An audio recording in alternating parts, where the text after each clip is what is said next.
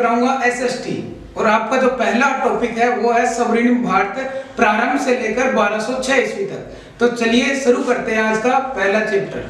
ठीक है दोस्तों, हम करते हैं आज का पहला टॉपिक है जो स्वर्णिम भारत प्रारंभ से लेकर 1206 ईस्वी तक। जो पहला हमारा अध्याय दिया गया आपके वो करते हैं आज। तो उससे पहले आपके लगता है साथियों महाजनपद काल, तो हम महाजनपद काल से थोड़ा सा पहले की बात करेंगे कि महाजनपद काल है जो आया किस तरीके से क्रमबद्ध आया। तो हम बात करेंगे आपकी सबसे पहले इतिहास की। सबसे पहले तो आपको ये जानना है कि इतिहास किसे कहते हैं। दोस्तों इतिहास कहते हैं अतीत में घटी घटनाओं का क्रमबद्ध अध्ययन करना, वो कहलाता है इतिहास। और जो इतिहास की शुरुआत होती है वो होती है प्राग ऐतिहासिक काल से। उसके बाद में धीरे धीरे मानव ने विकास किया, उसके बाद में आ जाता है आदि ऐतिहासिक काल। ठीक है, इस जो प्राग ऐतिहासिक काल था इसमें न तो मानव पढ़ा लिखा था और न ही लिखना जानता था, न कुछ और जानता था। धीरे धीरे विकास हुआ, उसके बाद में आ जाता है आदि ऐतिहासिक काल। इसमें जो इतिहास था इसमें सिर्फ वो लिख सकता था, उसे पढ़ा नहीं गया है।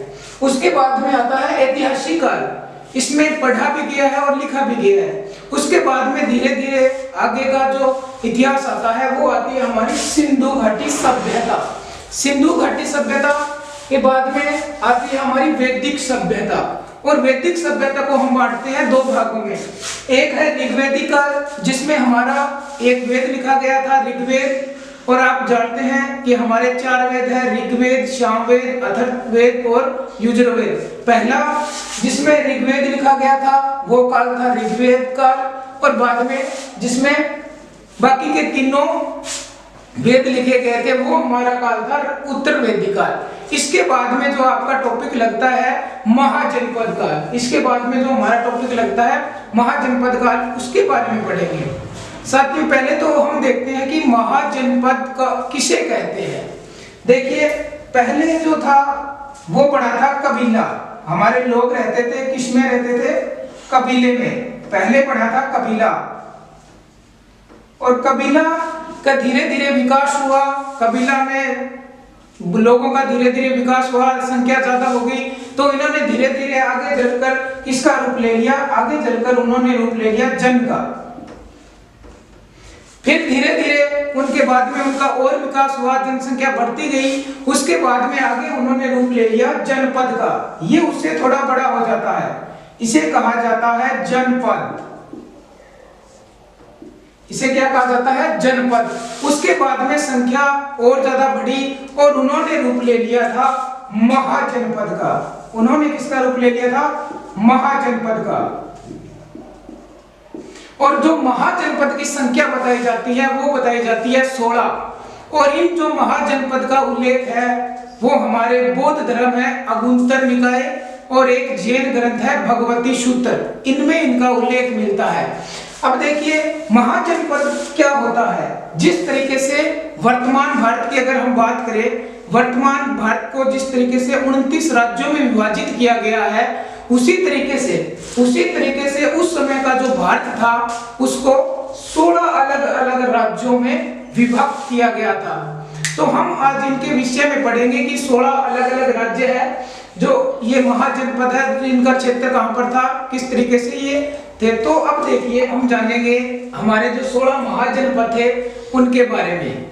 जो वर्तमान भारत है जिसमें जैसे उत्तर प्रदेश है, बिहार है, राजस्थान का कुछ क्षेत्र है, पंजाब का कुछ क्षेत्र है, यहाँ पर भी इनका विस्तार हुआ था। ठीक है, तो अब हम इनके बारे में जानेंगे कि हमारा महाजनपद कौन था और एक इसकी थी राजधानी। जो 16 महाजनपद थे अलग अलग, उनकी एक एक राजधानियां थी, तो उनके बारे में जानेंगे। तो पहला हमारा महाजनपद था काशी महाजनपद।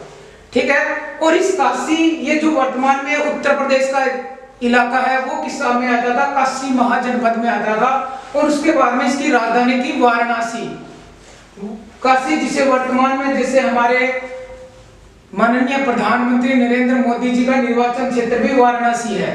उसके बाद में आता है कुरु।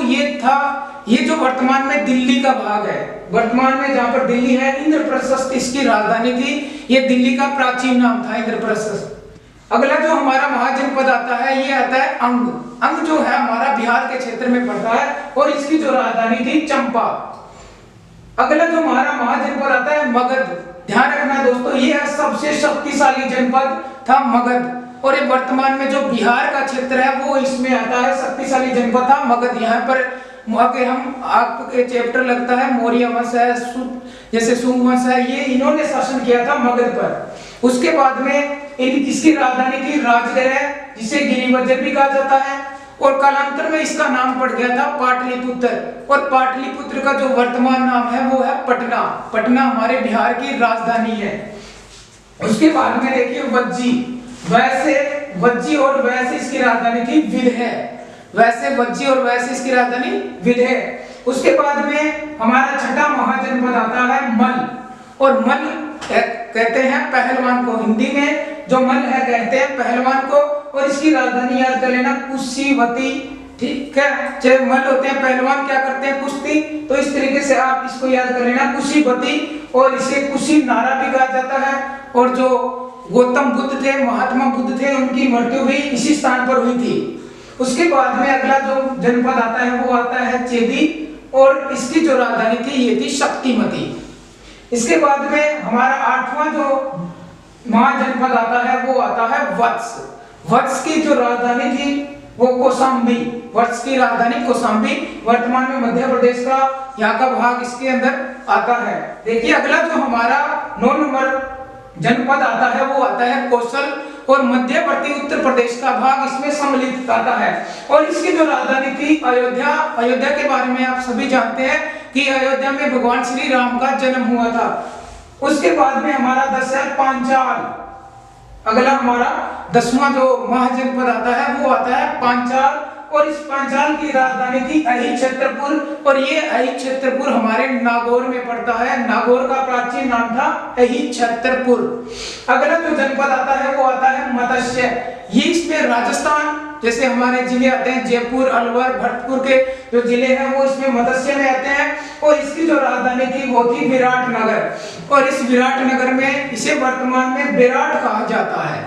वर्तमान में इसे क्या कहा जाता है? बेराट कहा जाता है। और हमारे यहाँ पर बौद्ध धर्म से जुड़े साक्ष्य इसी सभ्यता में मिले हैं।